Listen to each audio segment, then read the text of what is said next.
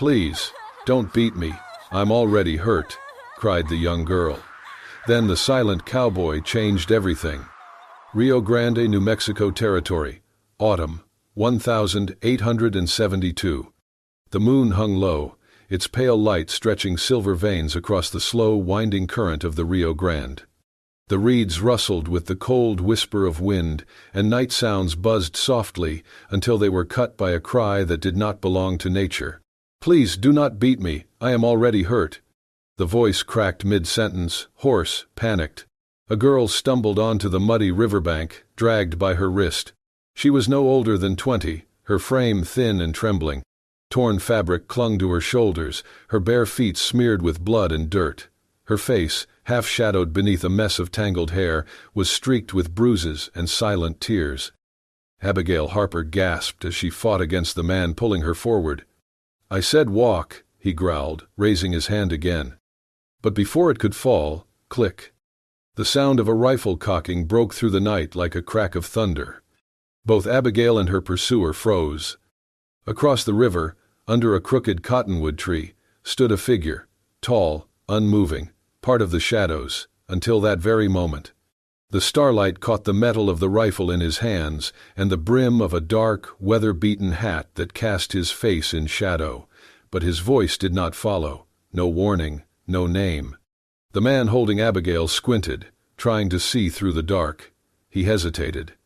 Then, as if the weight of that silent stare became too much, he dropped her wrist. I didn't mean no trouble," he muttered, backing away.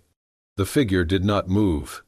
The man cursed under his breath and turned, disappearing into the brush like a rattlesnake chased from fire.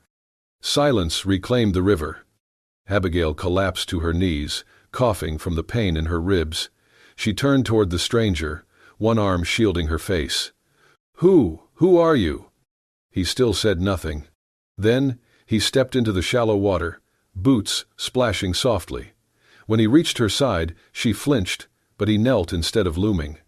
His eyes met hers, deep-set, unreadable, but not cruel. He reached down and, without a word, lifted her into his arms. Her body stiffened from pain, but she did not resist. For the first time in days, no hand struck her, no voice barked at her to move faster. His touch was careful, not tender exactly, more like something practiced, precise, like he had done this before, maybe many times, with people who bled more than she did. He carried her away from the river, his boots pressing soft tracks into the moist dirt. Beyond the tall grass and through the thin woods, a tiny cabin came into view, a single window glowing faintly with orange lamplight. Abigail drifted in and out of consciousness, every step sending lightning through her bruised side. But something about his steadiness, the smell of pine and leather on his coat, and the calm in his breathing began to ground her. When they reached the cabin door, he nudged it open with his boot. The room inside was sparse. Wooden table, single bed, shelves lined with glass jars and dried herbs. A fire crackled low in the hearth. He laid her gently on the bed, then stepped away. She watched as he poured water into a basin, tore a strip from a clean cloth hanging nearby, and brought them to her side. Only then, his voice came. "You are safe now." It was low, rough, like a voice unused for too long. Abigail blinked at him, trying to sit up. "Why did you help me?" He didn't answer right away. He only dipped the cloth into the basin and pressed it against her temple. When he finally spoke again, his words were quiet, but sure. "No one deserves to be hurt like that." Then he stood, turned, and stoked the fire. Abigail lay still, her limbs trembling but warm, the scent of cedar smoke curling through the room. She did not know his name. She did not know what tomorrow would bring. But for tonight, she was no longer alone on the riverbank. And someone, without needing to speak it aloud, had chosen to stand beside her. The cabin was still when Abigail opened her eyes. Dark wood beams crossed the low ceiling. A fire crackled in the stone hearth, its light flickering softly against the walls. The air smelled of smoke, pine resin, and something sharper, herbs maybe. Her body ached in layers, and every breath reminded her of the bruises across her ribs. Then she saw him. The man sat by her side, sleeves rolled up, hands working with quiet care. He was pressing a cloth to her arm, gently cleaning dried blood she had forgotten was there. His movements were practiced, efficient, never lingering.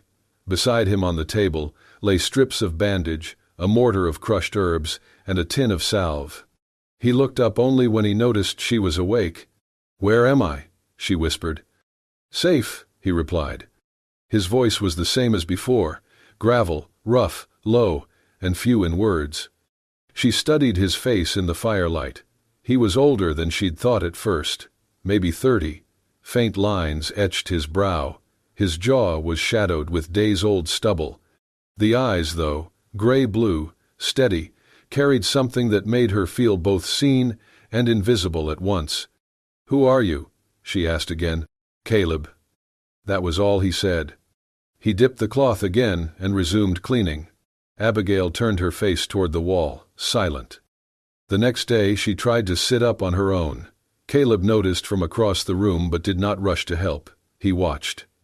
When she winced and fell back with a groan, he brought a cup of water and placed it beside her.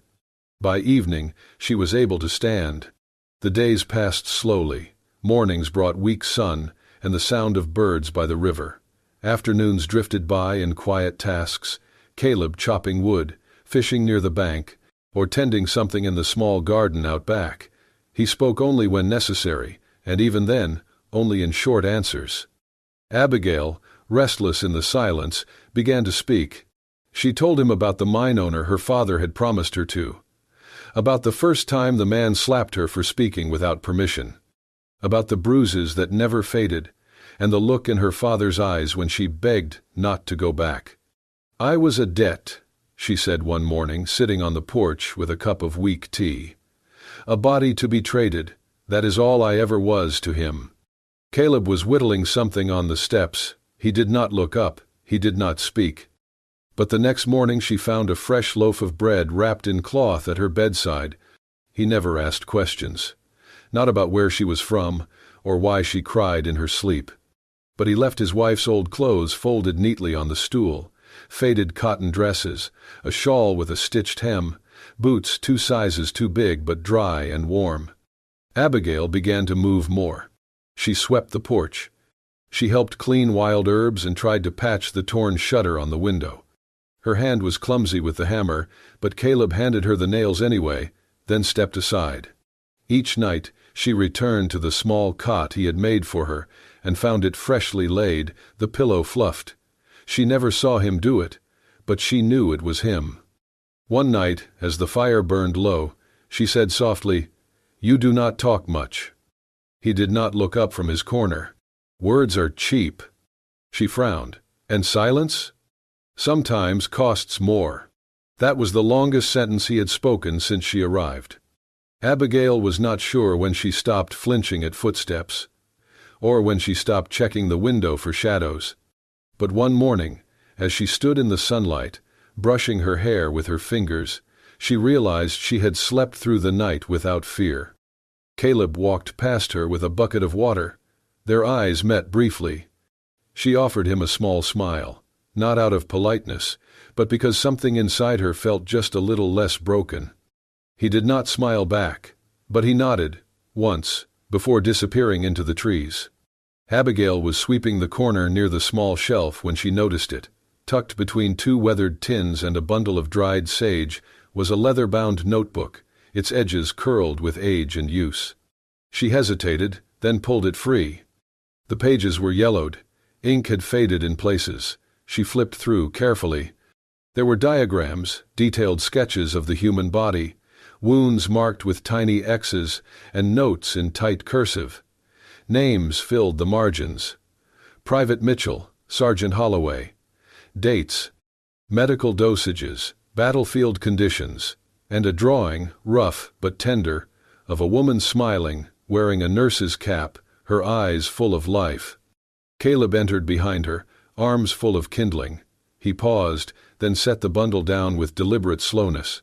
"That's not for burning," he said. "I wasn't going to," Abigail replied softly. "Is this yours?" He nodded once. She looked down at the page again, then back at him. "You were a doctor?" "Army medic," he corrected. "During the war." She waited, not pushing, but after a moment he sat on the bench across from her and stared into the fire. His voice, when it came, was barely more than breath. 15 minutes late, he said. Abigail frowned. "My platoon, 40 men. I was the only one with field training. Got delayed at the canyon pass. They were ambushed. By the time I reached them, it was over." She didn't speak. Caleb's hands clenched in his lap. "Spent the night dragging bodies into a ditch. Couldn't save a single one. Not even her." "Her?" Abigail asked. He stared ahead, jaw tight. "My wife, Nora. She was a field nurse. Volunteered because I did. We were assigned together, mostly. That day we were split. I told her I'd meet her after I helped the cavalry. I was late." Silence fell over the room like dust. "I held her while she bled out," he said at last. "She kept apologizing. Can you believe that? She said sorry for dying." Abigail felt her throat tighten. "I left the army," Caleb continued. "Couldn't look at another wound without seeing her face. I followed the river because she loved it. We planned to settle near the water after the war." His gaze dropped to the floor. "Instead, I buried her by it." Abigail folded the notebook shut and set it beside the hearth. Her fingers itched to reach for him, but she didn't. Not yet. Not today. That night, she rose early to stir the fire and found an onion, a handful of dried peppers, and the last of the salted meat. She remembered Caleb mentioning, offhand weeks ago, that Nora used to make a stew that bit back. She did her best. It wasn't perfect, but it was warm, and when he sat down that evening, she placed a bowl in front of him without a word. He tasted it, blinked, then gave a quiet, almost imperceptible nod. Later, while he worked outside mending the fence, she folded his blanket for the first time, tucked the edges in tight, smoothed the corners. She did not ask anything more that night. But when he came inside, and their eyes met, something had changed. Two souls, cracked at the edges, sat in the same room, not whole, not healed, but no longer entirely alone. The sun hung low over the Rio Grande, casting warm amber light through the trees that lined the riverbank. In the hush of evening, the sounds of the forest softened, the chirp of crickets, the hum of distant water, the crackle of firewood beginning to burn in the hearth. Inside the newly patched cabin, Abigail moved quietly, her steps no longer uncertain. Her hands carried a small wild daisy she had picked near the fence line, its petals pale and slightly curled. She placed it gently in the center of the wooden table before stepping back and brushing her skirt with the side of her palm. No ceremony, no expectation, just a flower. Caleb noticed. He always did.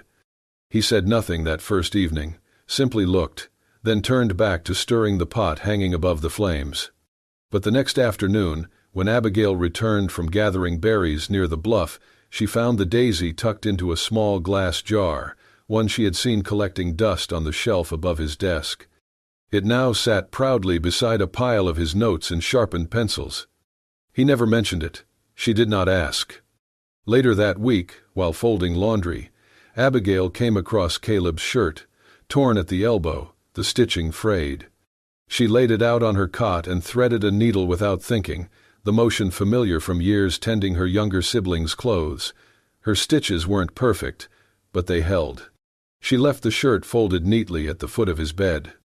The next morning she found the shirt gone, but when he stepped out to chop wood he was wearing it.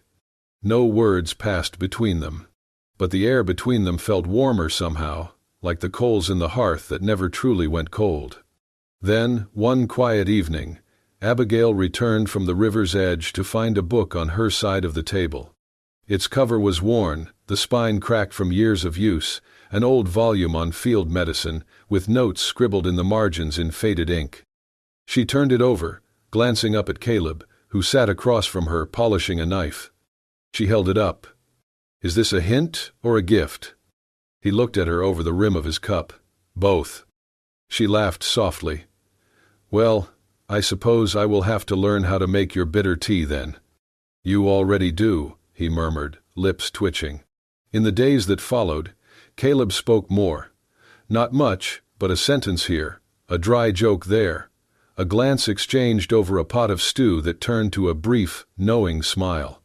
Abigail learned that he hated burnt biscuits, preferred sleeping with the windows open, and always double-knotted the twine around his bundles of herbs. She also noticed the way he paused when she hummed while sweeping, how he sometimes lingered near the doorframe, not to watch her, but simply to be near. Once she oversalted the stew. She grimaced at the first bite, muttering, "Well, I just ruined dinner." Caleb took another spoonful and said, "Tastes like survival." Then, unexpectedly, he smiled. Not wide, not showy, but real. Later that night, as Abigail folded a blanket by the hearth, she caught herself watching him as he sharpened a blade. The firelight played on the angles of his face, his movements smooth, practiced. A man built by duty, chiseled by grief, and yet, here he was, sharing quiet dinners and daisy jars with a girl he had once found broken by a riverbank. She turned away before he saw her gaze linger. But he had noticed, just as she had noticed the extra log he threw on the fire when the night grew colder, or how he always stirred the soup counterclockwise, just like her mother used to do. Somewhere between the silence and the stitching, the daisy and the book, the spaces between them had started to disappear. No grand confessions, no declarations. Only the small, careful rhythm of two people learning to trust again. Outside, the fire crackled beneath the stars. And for the first time in a long time, Caleb left the cabin door open. The night was still, too still. Crickets had fallen silent. The river's lapping softened beneath a shroud of unnatural calm. Abigail stirred on her cot, eyes fluttering open to a strange flicker outside the cabin's single window. At first, she thought it was moonlight. Then the smell hit her, sharp, acrid, choking. Smoke. She shot upright, coughing. "Caleb!" No answer. She flung open the door, and the world beyond glowed orange-red with the reflection of flames climbing into the sky. The side of the cabin had already caught fire, licked by tongues of flame borne from torches hurled through the brush. Thick black smoke curled into the air, rolling low over the trees like a warning. From the shadows, voices, shouting, jeering, echoed through the night. "They said she's hiding here. Burn the bastard's hut down. Let's see if she runs." Abigail froze, barefoot in the grass, paralyzed by the sound of snapping twigs and boots thudding closer. A hand grabbed her wrist. "Run." "Caleb." His face was soot-streaked, jaw tight, eyes already scanning the tree line. He had emerged from behind the shed, bow slung across his back, a knife in hand. "But the cabin, your things?" "I can build again. I cannot build you." He didn't wait for her to argue. He yanked her into motion, and they ran, between trees, over exposed roots, through the dense brush that clawed at their skin. Behind them, the fire raged louder, but worse than the fire were the footsteps. 5 men, maybe more. Abigail could hear them yelling behind, breaking through the underbrush. Her lungs burned. Branches whipped at her face. "Where are we going?" she gasped. "Through the creek," Caleb panted. "There's a cave. They won't find it in the dark." They splashed into the icy water, boots slipping on smooth stones. Abigail nearly fell, but Caleb kept hold of her arm. Always her arm. Like if he let go, she'd vanish. Gunfire cracked behind them. The water beside them erupted, bullets missing by inches. Abigail screamed. "Keep going," Caleb barked. A second shot rang out, and Caleb stumbled. His grip faltered just for a heartbeat. "Caleb!" He gritted his teeth, eyes wild with pain, but forced his legs forward. "It's nothing. Keep moving." She saw the blood, saw the way it soaked the back of his shirt, a dark stain blooming like ink in water. But he never cried out. He never stopped. They reached the far bank. He pushed her up onto solid ground before following, breath ragged. "We're close," he murmured, barely audible over the pounding in her ears. They climbed a narrow ridge, barely more than a goat trail, and squeezed into the narrow mouth of a rock formation hidden beneath an overhang. The world inside was pitch black, the only sound their panting, and the far-off roar of fire consuming the home they'd shared. Only when she lit a small lantern, its flame flickering to life, did she see him fully, shirt torn, skin slick with blood and river water, sweat beading his brow. He had pressed one hand against his back, fingers trembling. "Let me see," she said, voice shaking. He waved her off. "Just a graze." "Caleb," I said. He stopped, closed his eyes. When he spoke again, his voice was softer.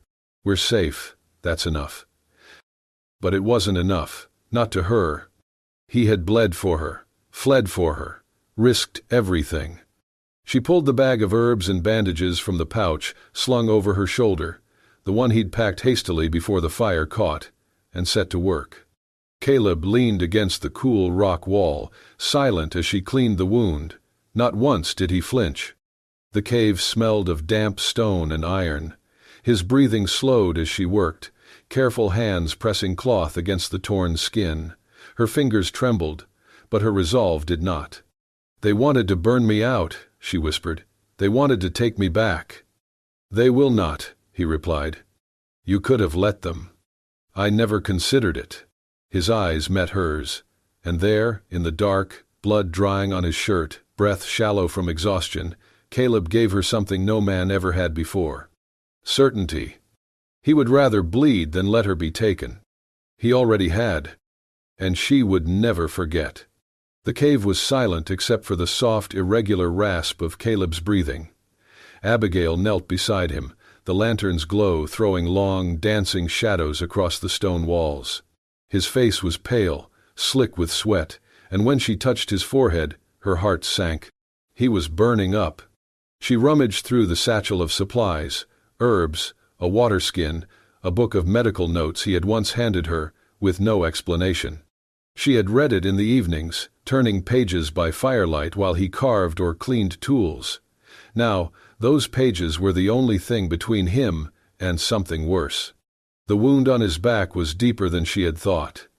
It had stopped bleeding, but infection had crept in.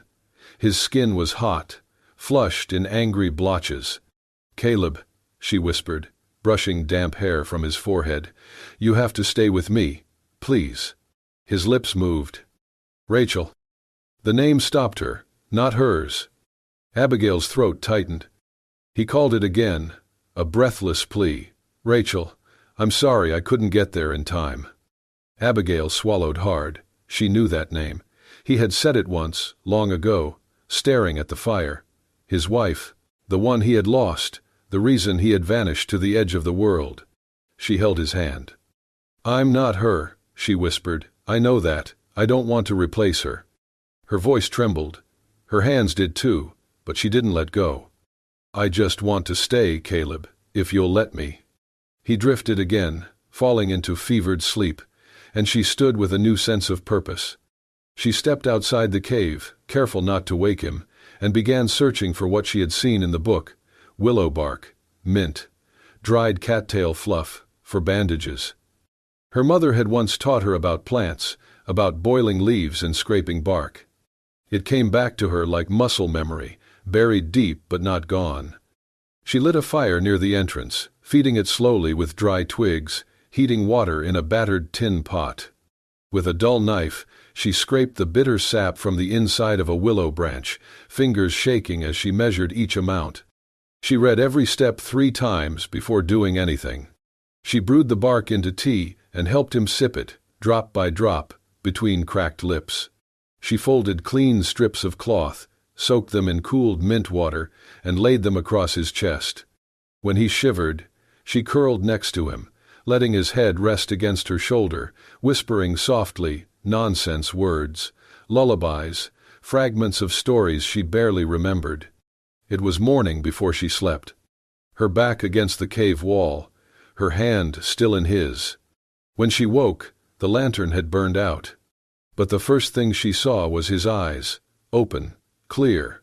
"Hey!" she breathed. Caleb blinked, his voice a rasp. "You stayed." She nodded, tears prickling the corners of her eyes. He looked down at their joined hands. "You did it." Abigail gave a soft laugh, then shook her head. "No," she whispered, voice catching. "We did." She sat up, gently checking the dressing on his back. He didn't flinch. He was stronger. Not well, not yet, but better. Her work had helped. She had helped. The girl who had once begged for someone to save her had become the one to hold someone else through the night. The fire outside had died to embers, the sky above the cave entrance brushed in the first pale pink of dawn. Abigail leaned against the stone wall, watching the day begin. She had faced blood, fear, the ghost of a woman she could never be, and still she had not left. Not because he needed her, but because she had chosen to stay. The river was calm that morning, gliding like silver ribbon under the pale sky. Mist hovered just above its surface, soft and slow, like a breath not yet released. Caleb sat on a flat rock by the bank, his hat resting beside him, arms draped loosely over his knees. His shoulders still ached, wrapped in Abigail's careful bandaging, but he could breathe now without fire in his chest. Abigail stepped out of the trees behind him, holding a tin cup of warm tea. She wore the oversized coat he had given her, sleeves rolled and frayed, the fabric brushing her knees. She didn't say anything, just sat down beside him and held out the cup. He took it with a small nod. They sat like that for a while, letting the silence stretch. The river babbled. A bird chirped somewhere deep in the brush. She sipped from her own cup, steam curling around her face. Caleb tilted his head, watching the current move past the rocks. Then, with a voice low and even, he asked, "Why didn't you run when you had the chance?" Abigail blinked. He didn't look at her, just stared out at the water, as if the answer might already be written in its flow. She set her cup down on the mossy ground and laced her fingers around her knees. "Because, for the first time," she said slowly, "someone saw me not as a burden, but as a soul worth keeping." Caleb's jaw tensed, but only for a second. He turned to look at her. "Really, look." "I am not brave," she continued. "I ran away from pain, from a cage someone else built for me. But when I got here, you didn't try to fix me. You just let me be." "You deserved that," he murmured. She smiled faintly. "So did you." A breeze passed, lifting her hair gently. She turned toward him, not expecting anything, not asking, just existing beside him, like the river did, quiet and strong. He reached for her hand, slowly, like it was something sacred. Their fingers touched, intertwined without needing pressure. They didn't kiss. There were no promises or declarations. Just her head leaning softly against his shoulder, and his breath slowing as he leaned into her warmth.